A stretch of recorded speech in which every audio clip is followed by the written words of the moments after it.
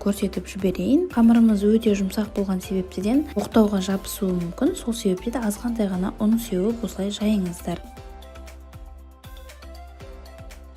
Түйілген самсаларымызды енді пергамент қағазына осылай рет-ретімен орналастырамыз. Піскен кезде әдемі қызғылтым түс беру үшін міндетті түрде жұмыртқаның сарысын жағамыз.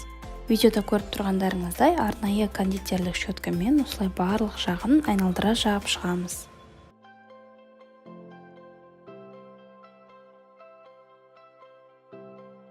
Әсемдік үшін кунжут себеміз.